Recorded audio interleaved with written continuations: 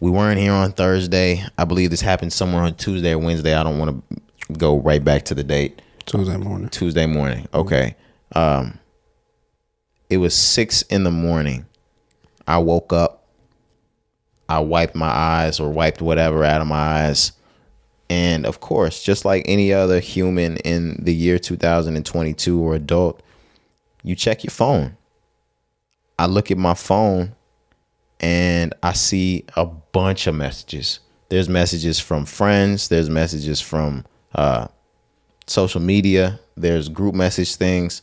And I see one that sticks out in particular. It's from Kari. And it's in the middle of a group message. And it's from TMZ. It says, Takeoff dead. Or it was Takeoff shot dead in Houston. It fucked my head up. I couldn't even tell if I was reading it correctly.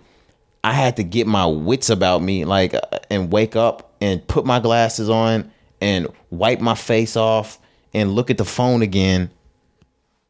And that shit said, Takeoff shot dead in Houston. And I want to be able to think things are fake at first. Kari sent it from TMZ.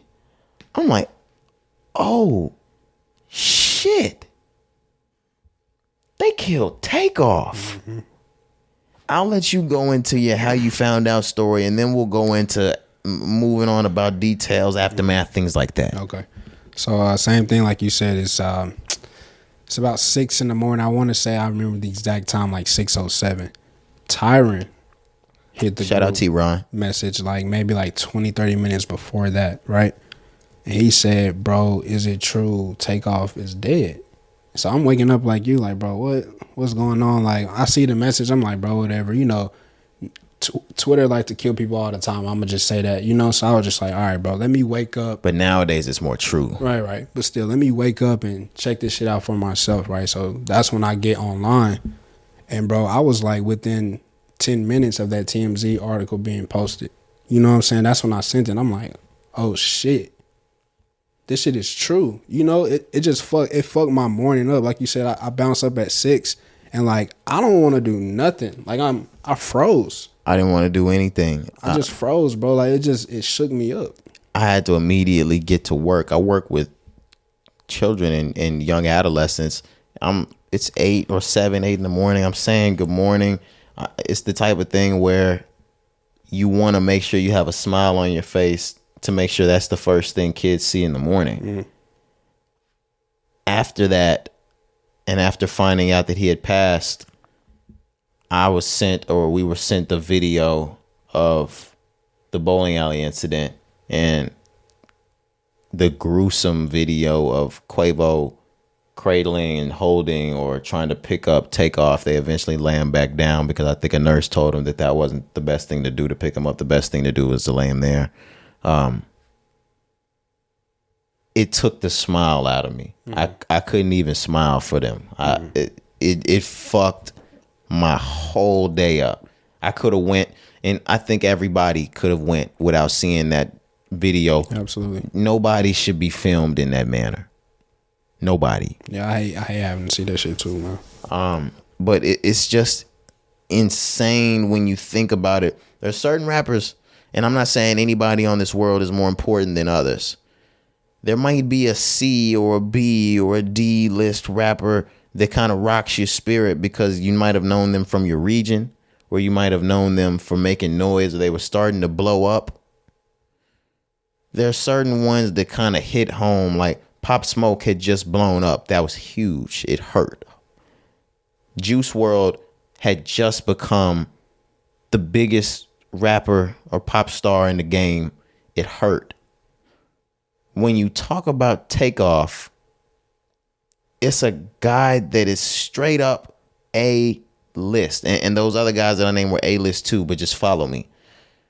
They burst onto the scene in 2012 or 13 after Drake gets on Versace. So at this point, and I'll just say it for us, we're 15 or 16. We've been following this artist since he was 18 years old, to the point where he's 28, or it was 28 at the time of his death. for 10 years we've been keeping up with him to where he's like a family member. You've grown to him, and he's grown so much in the game, whether it's his rap or his style, or you finally get to hear Takeoff open his mouth and be more social, or you get to see the progression of the Migos. Now they're at the Met Gala. These niggas don't trap no more. They ain't in a bando. They've gone #1. They're at the Met Gala. They're here. They're there. They're at the Oscars being named. Shit like that. Rolling Stone covers. Rolling Stone covers. They've become household names. Mm-hmm. It doesn't happen to Takeoff. It can't happen to Takeoff. Mm-hmm. And he catches a stray bullet in a bowling alley to the head. Mm-hmm. It just eats you up, man. It just eats you up. So everything like you mentioned there, like these guys got to the point where they were termed one of the greatest, if not the greatest group ever. Moguls. Like, yes. The greatest group ever. You know what I mean? What I will say is, yes, you have, there's groups that you might be able to consider better lyricists than Migos. But when you talk about selling out shows, when you talk about selling out or selling records, breaking records in the game as a rap group, it doesn't get bigger than Migos. Yeah, and like, I guess if you want to talk about the Outkast thing with the Grammy side, do that. But anything else, Migos is the biggest group to ever do that. Absolutely. And like you said, we saw it from the start, you know what I mean, from the beginning. And then just to be where they are now, you know, this is the other unfortunate part. We all know the situation going on. The relationship situation that's going on with Offset, you know, so they're not even in the group anymore. It's just Quavo and Takeoff doing the Unk and Few. You know what I'm saying? Guys are not even on good terms with each other. So getting the news, you know, and then all of these things are playing in your head, like that's another thing there that just hurts. You know, it just hurts you, man, because it's like, bro, like, you don't know who was on good terms, whatnot. But this is not how this was supposed to happen, bro. Like, it wasn't supposed to happen like this. Like, Takeoff is not even confrontational like that, bro. Like, he's a laid-back guy. Everybody that posted love for him said the exact same thing, bro. Was to himself, low-key, good person, good heart, good spirit. Because that's who he is. That's literally who he is. You know, that situation wasn't even because of him. You know what I'm saying? We said something exactly like this when we found out that they weren't at the best state in their relationship with each other, that their friendship or their relationship with each other was starting to break into different parts. I said something to the effect of, I hope we don't have to wait one day and see Takeoff, Offset, and Quavo finally get back together at some 2050 BET Awards, or even worse, somebody be gone by that point.